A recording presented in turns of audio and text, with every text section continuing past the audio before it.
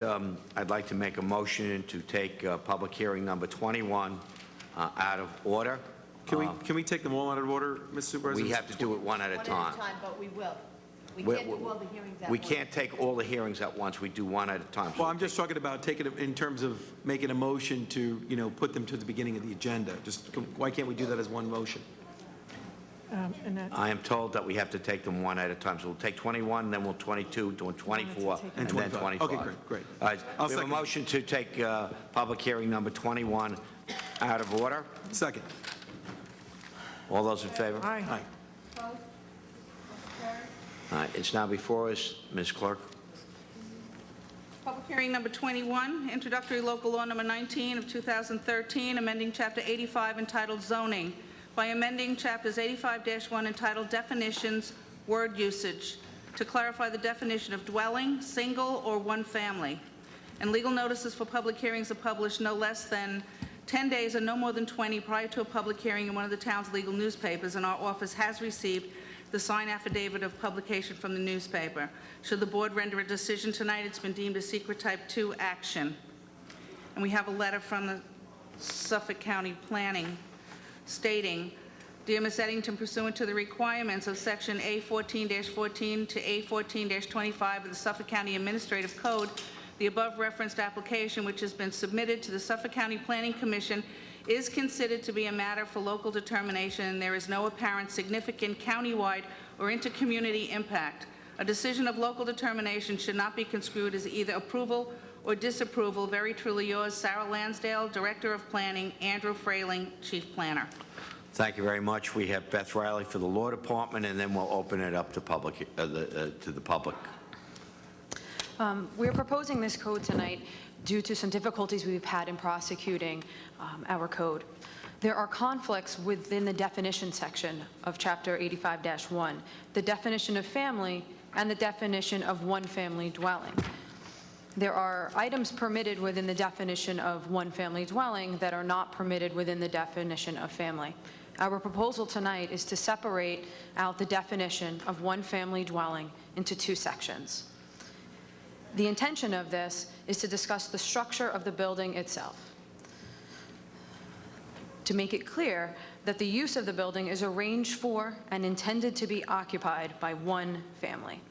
The second portion details the features that, if found by the town's code enforcement officials, are indicators that the home is no longer being used as a one-family dwelling.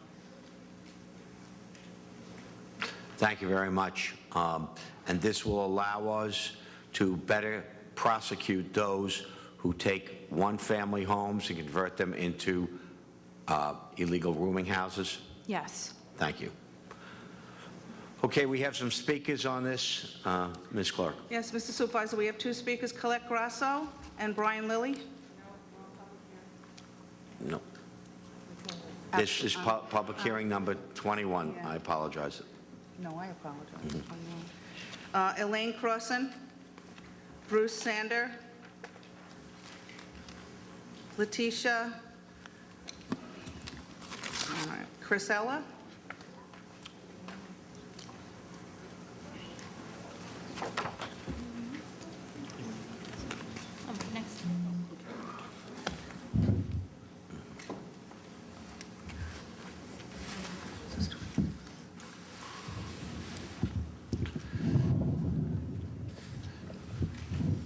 Okay, this is public hearing 21. Since it's a public hearing, could you please raise your right hand? Do you swear to tell the truth, the whole truth, and nothing but the truth to help you God?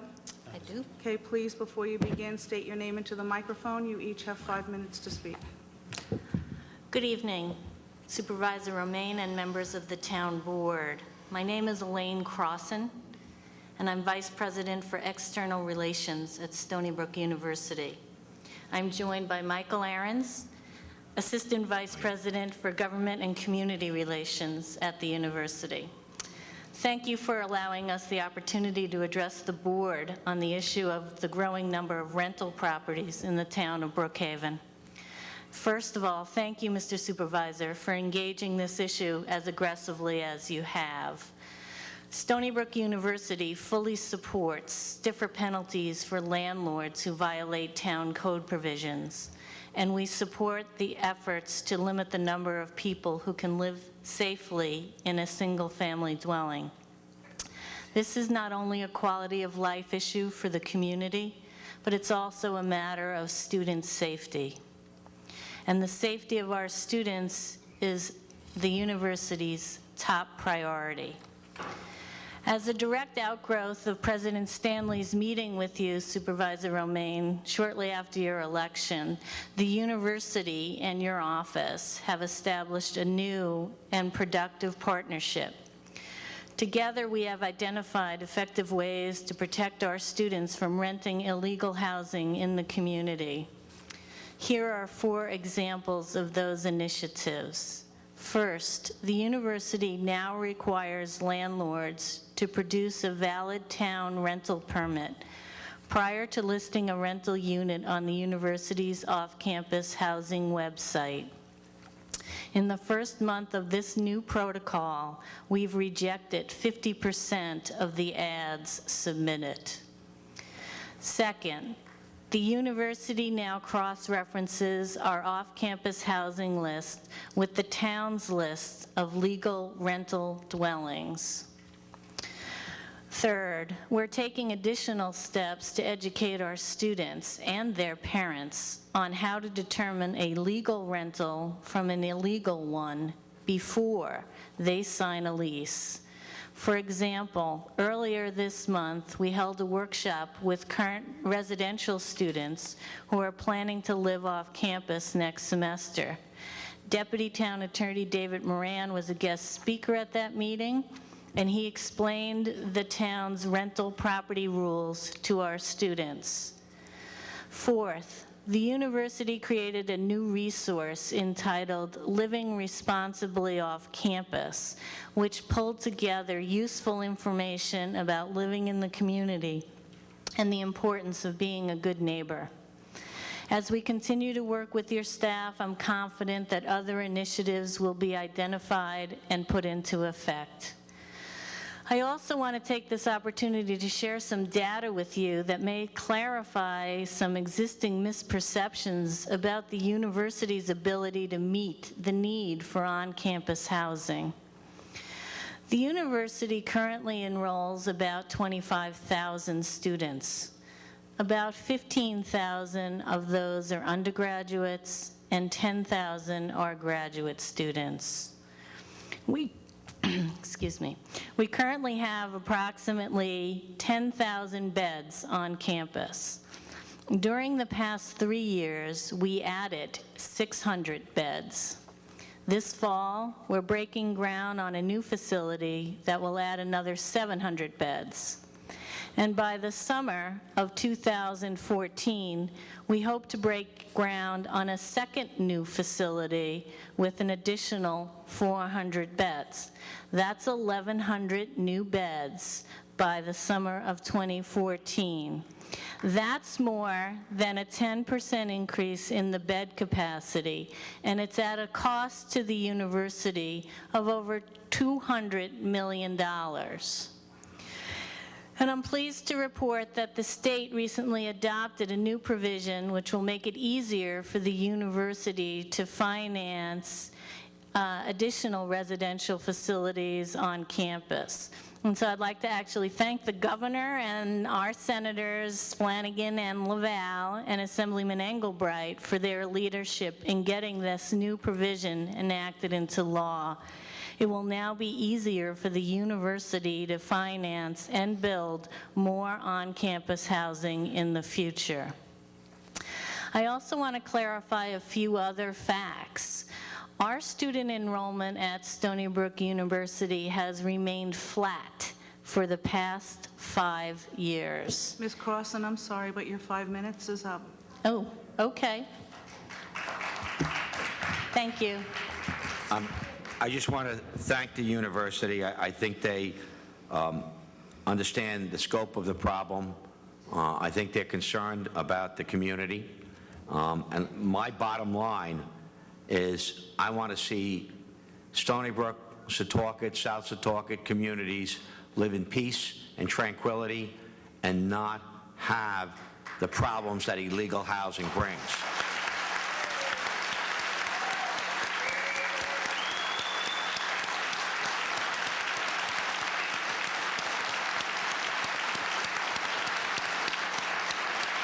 So just to finish, I thank you for your cooperation and everything that you can do to bring that goal about, and I'm sure we share a common purpose, and I look forward to working with the university to that common purpose, because my biggest concern are the neighborhoods that make up Brookhaven. Thank you very much, Mrs. Crossan. Michael, thank you also. Yeah, I have a question for Ms. Carson. You heard some people were able to testify a little earlier this evening under the general public comment section, and one in particular, a gentleman who was living on Hilton Court, has been struggling with this issue. In cases where the town can do its responsibility, which is, I passed a law in the fall which set the limit to unrelated individuals living in a rental house.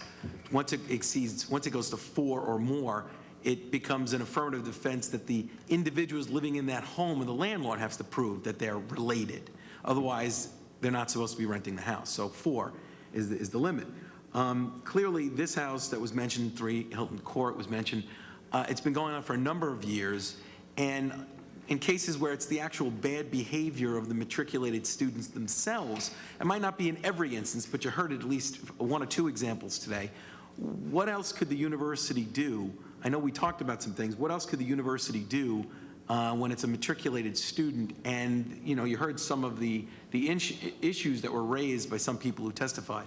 I believe there may be other things. I don't know, are you examining stuff like the Student Conduct Code, the Infraternity Sorority Council rules, or, you know, in cases where you heard somebody talking about part of a hockey team rented where it's an organized sports team, that maybe use of the administrative control of coaches could kind of get some of this unruly behavior here going around in Stony Brook and the Setauket area.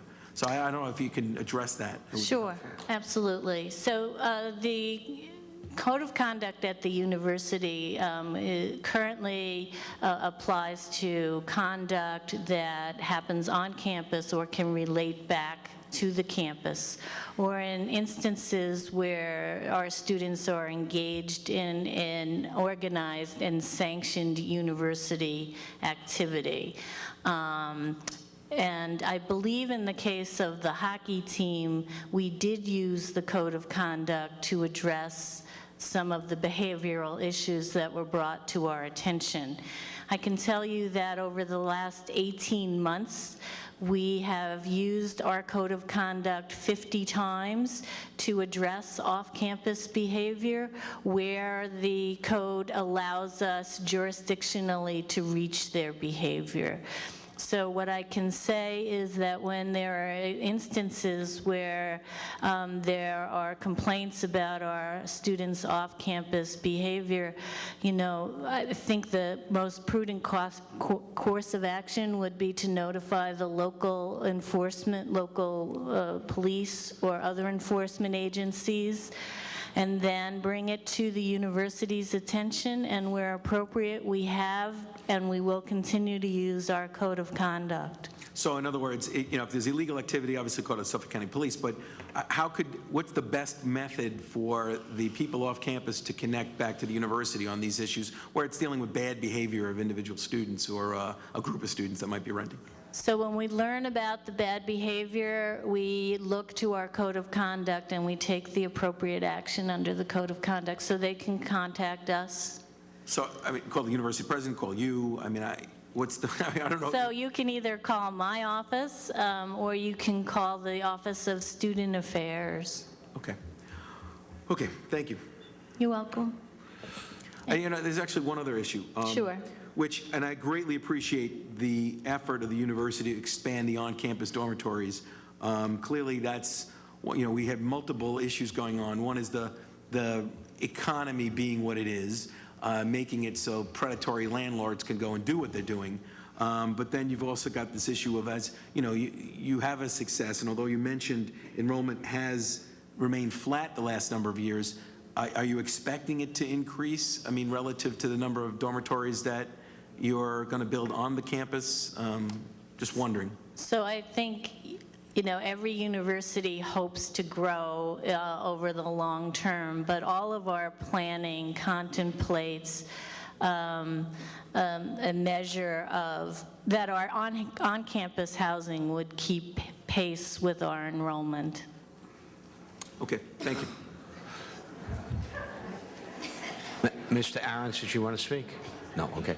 Thank you from the university for making this appearance and explaining us your policies and how you can cooperate in this effort to end illegal housing. Next, we have a gentleman. We'll go. Okay. Go with the lady first. Absolutely. Good evening. My name is Letitia, L-E-T-I-T-I-A. My last name is Crauer, K-R-A-U-E-R. And I live in Stony Brook on a block where we have 4 rentals on one block. I've been living in Stony Brook for 45 years. If you look around at the audience tonight, you'll see that there's people here in all age ranges. As a matter of fact, I'm sitting right next to someone who went to kindergarten with my son, and they've been friends ever since. So we're talking about a community where people tend to stay. People who live there, who grew up there, they tend to stay there. And those of us who are retired, we also want to stay there. And we'd like to stay there undisturbed. And what's going on right now is not allowing us to do that. Now, one of the things that I heard tonight from the university is the number of housing that they're building. I'm not a mathematician, but I come up 8,300 units short.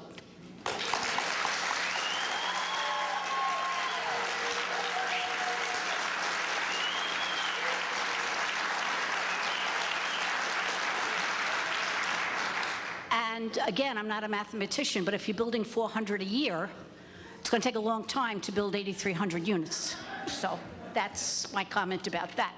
The university has to really step up to the plate, and they really have to do more to help the community.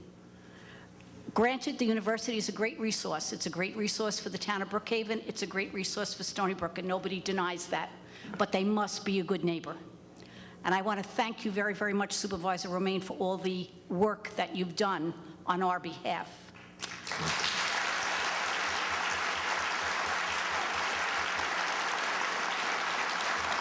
There's just a few more points that I'd like to make. One of them is that the town of Brookhaven should really be looking at the example of other municipalities on Long Island, and even New York City, where, believe it or not, their enforcement on these issues is much better than ours. And I think they have a few more people than we do. I may be wrong, but I think a few more citizens live in New York City. Okay. It has also come to my attention now, I'm sure Ms. Crossan could find out the answer to this, that the reason a lot of the students rent outside the university is not because of the cost of the housing on the university, it's because of the cost of the meal plan, which they must have if they live in university housing, and it's very expensive. It's more than the room. So that's something that maybe can be addressed.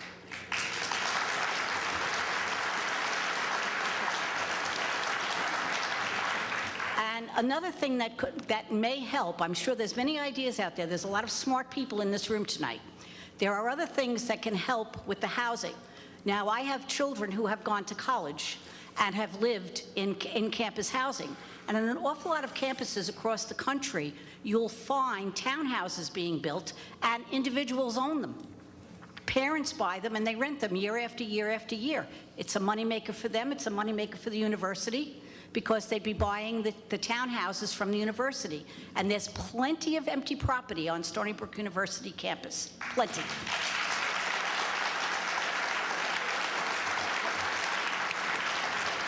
And last but not least, there's one thing that I would like to say, and this is a paraphrase. Greed is not good. It is not good when it impacts a whole community, a whole neighborhood, generation after generation, and has people thinking that they must abandon their homes if they want to maintain the lifestyle they've always had. Thank you. Thank you for your comments.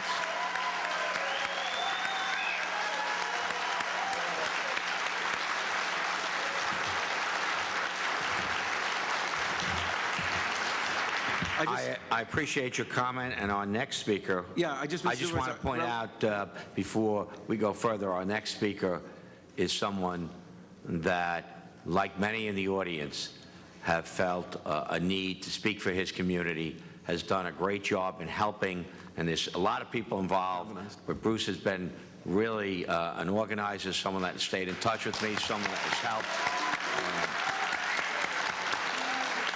someone that...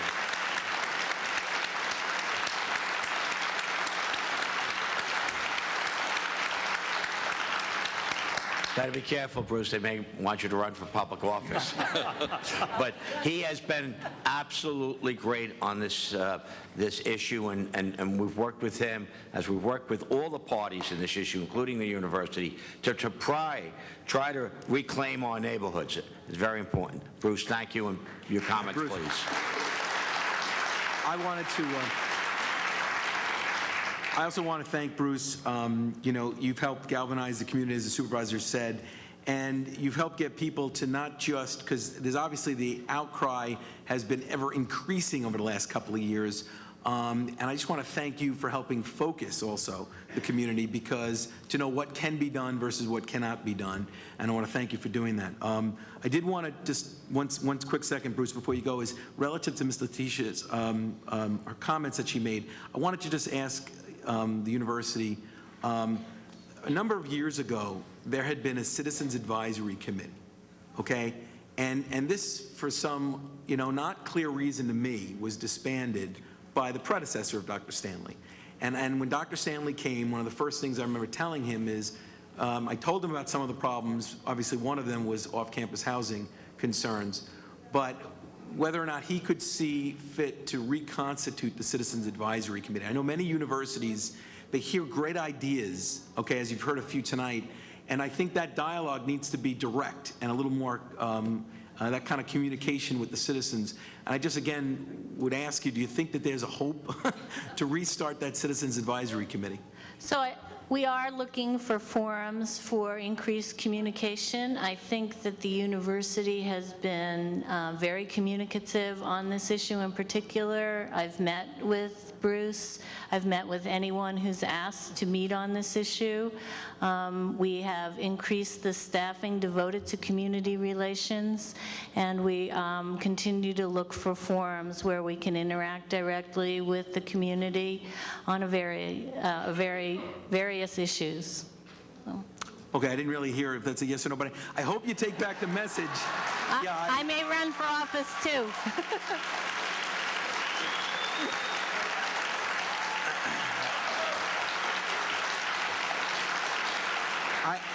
I think you hear, Elaine, you hear the frustration in the room, okay? Please take back the message to Dr. Stanley. I think we need to reconstitute that Citizens Advisory Committee.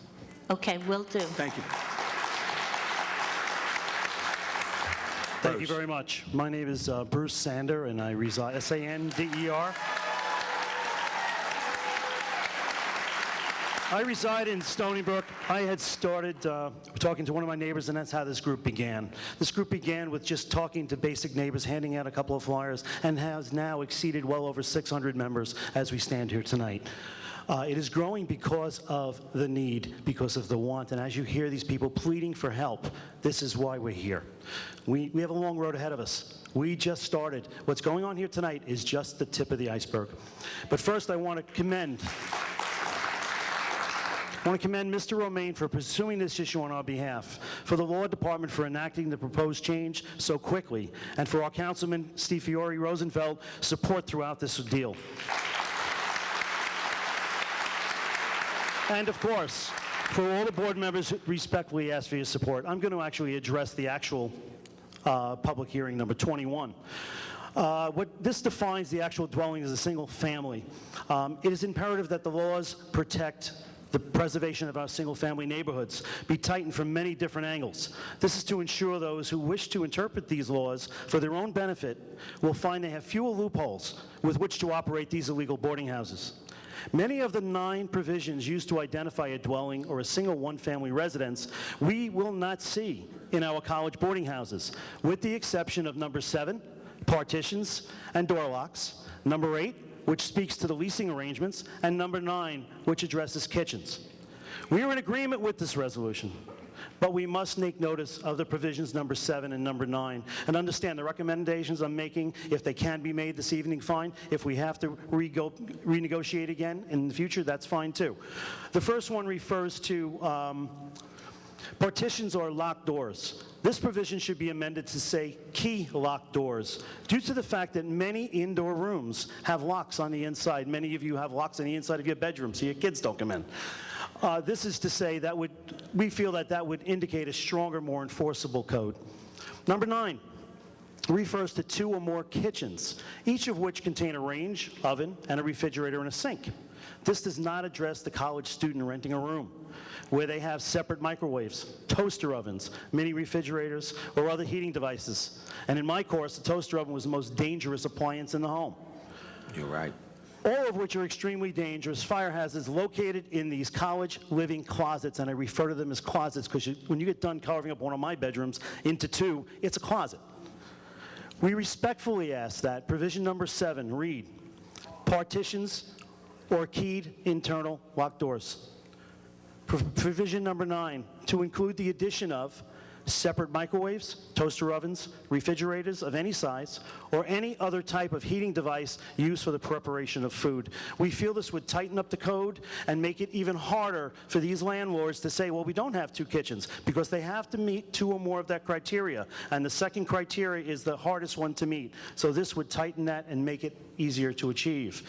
And I really want to, many of you are aware of these drastic changes that have happened in our neighborhood. You're hearing the stories tonight, and I know poor Mr. Romaine and you have all heard these on and on and on and on and on. And if you sat in my living room at night and watched the emails flow in by the hundreds of a million different stories of houses being sold while we speak, you need to understand the imperative nature of going forward.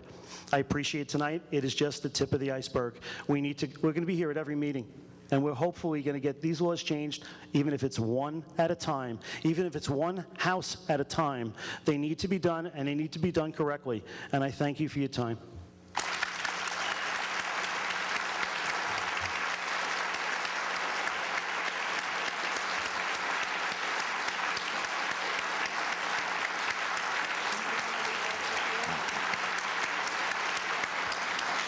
Thank you, Bruce. What we're going to do tonight is probably close this public hearing, adopt it, and then if you give me those things, you have my commitment that I will sponsor those changes, and that will be an amendment to this local law that we will do. I want something on the books now.